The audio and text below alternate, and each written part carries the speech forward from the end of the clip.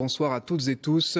Une cinquantaine de demandeurs d'asile occupent donc depuis quelques heures un bâtiment appartenant au fédéral. Une manière tout d'abord pour eux de trouver un toit, un abri pour la nuit. Une manière aussi d'envoyer un message au pouvoir politique, à savoir respecter ses obligations légales. Laurent Rare, Jean-Christophe Willems. Des demandeurs d'asile et des accompagnants transportant quelques affaires. À 2 pas de la gare du Nord, les collectifs citoyens ont décidé de frapper un grand coup en s'enfermant dans un bâtiment en travaux. Celui-ci accueillera l'an prochain le centre de crise.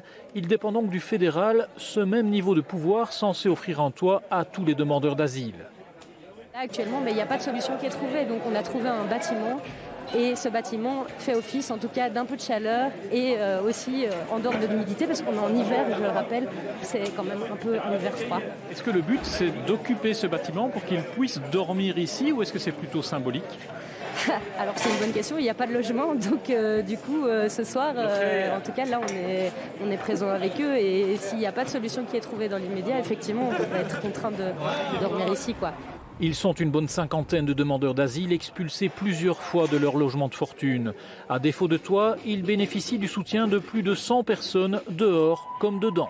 Le but, c'est protéger des gens qui sont en souffrance et qui ont été abandonnés par les autorités belges. Une petite opération coup de poing parce que finalement vous serez probablement délogés d'ici. On n'a pas le droit d'être ici.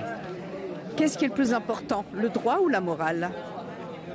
Vous dormez quand vous respectez le droit ou vous dormez quand vous respectez l'être humain ?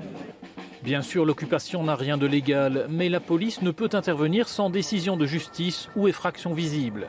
On a eu un contact avec Emir Kir, le domaine de Saint-Josse, qui lui nous dit qu'effectivement c'est un bâtiment fédéral et que maintenant ça se joue entre les occupants et l'État fédéral. Donc voilà, ça va être une bataille juridique que les avocates vont mener, mais que pour lui il n'y aura pas d'intervention aujourd'hui, que ce n'est pas sa compétence, mais bien une discussion qu'il faut avoir avec l'État fédéral. L'après-midi s'est finalement déroulé dans le calme et les portes du bâtiment sont restées fermées, bien verrouillées. Jean-Christophe Willems, c'est votre reportage qu'on vient de voir. Vous êtes sur place. La situation a-t-elle évolué ces dernières heures, ces dernières minutes même ? Non, pas vraiment. On peut dire que la police n'est pas intervenue. Elle est d'ailleurs rentrée. Il reste encore une dizaine de policiers qui se trouvent devant les portes pour des raisons de sécurité, nous dit-on. À l'intérieur, il y a toujours donc tous ces demandeurs d'asile. Ils sont une cinquantaine. Ils ont été rejoints par une centaine de membres des différents collectifs et on a assisté à un ravitaillement. On leur a amené des couvertures, mais également des boissons et de la nourriture.